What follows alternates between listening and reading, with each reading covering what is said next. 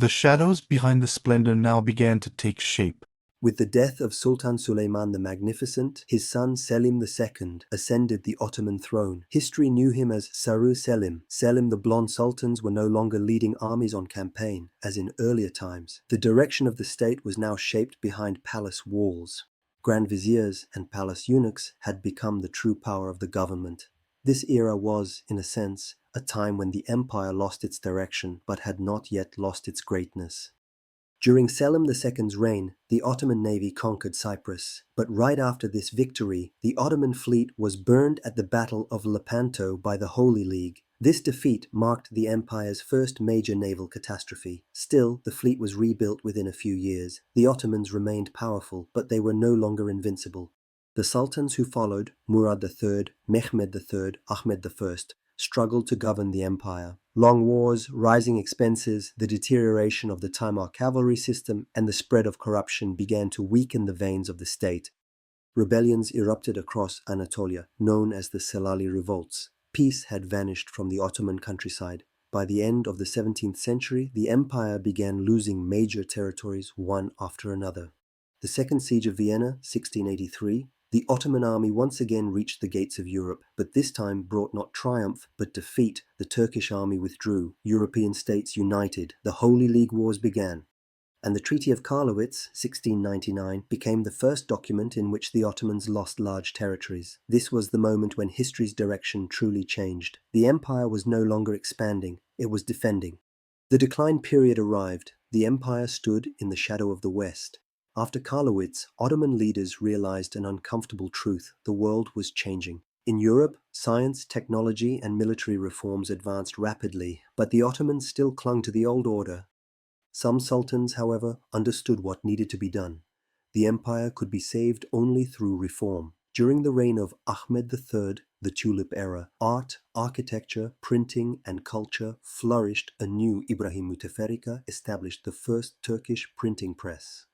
But this spirit of renewal was short-lived. The public reacted against luxury and extravagance. With the Patrona Halil rebellion, the Tulip era came to an end. Lost wars and a crumbling system created a chain of defeats. The wars against Russia and Austria revealed the empire's severe military weaknesses. Treaties such as Passarowitz, Küçük Kaynarca, and Zistovi deepened territorial losses. The Treaty of Küçük Kaynarca, in particular, was a turning point. Russia gained both territory and religious influence. This showed that the Ottomans had now fallen behind in European politics.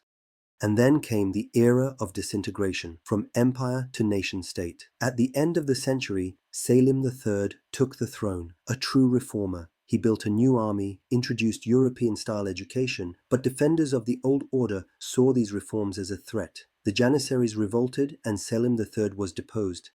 Mahmud II, remembered as the father of modernization, Mahmud II entered the historical record as the empire's last great reformer. He had declared, "We will either modernize or we will perish." In 1826, he abolished the Janissary Corps, the auspicious incident. Modern armies, modern schools, new clothing, postal systems, every institution was reformed, but the empire now had many enemies and few allies. The Greek revolt succeeded. Greece gained independence. Serbia, Romania, Bulgaria, one by one, these lands broke away from the Ottomans. While the Industrial Revolution strengthened Europe, the Ottoman Empire became burdened with debts, internal unrest, and foreign pressure. The Crimean War, 1853, and the Russo-Turkish War of 1877, the 93 War, shattered the empire's military power. The final era and the last link in the chain of collapse, Abdülhamid II, the Sultan who tried to keep the empire alive. Abdülhamid II ascended the throne in 1876. Ruling in a difficult age, he proclaimed a constitution, then suspended the parliament. For 33 years, he struggled to keep the empire afloat through balanced diplomacy. He made major advances in education, railroads, and communication. But Europe now saw the Ottoman Empire as the sick man. Libya, the Balkan Wars, and World War I followed one after another. In 1908, the Second Constitutional Era was declared. The Committee of Union and Progress rose to power, but war after war came crashing down. The Italo-Turkish War, 1911, the Balkan Wars, and finally World War I.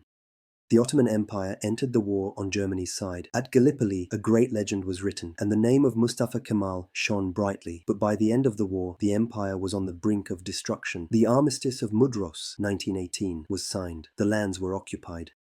The end, the rebirth of a nation, the empire built by a dynasty finally came to its close. After ruling 3 continents for 600 years, the Ottoman Empire formally ended in 1922, but from its ashes, a new nation rose. Under the leadership of Mustafa Kemal Atatürk, the Republic of Turkey was founded in the heart of Anatolia. This marked not just the birth of a state, but the rebirth of a civilization. The Ottoman Empire collapsed because the world changed, but the legacy it left behind, justice, culture, courage, and faith, still breathes on these lands. In our next video, we will explore the era of the Turkish Republic and Atatürk's reforms. Don't forget to subscribe, turn on notifications, and always honor those who protect the identity and pride of your nation.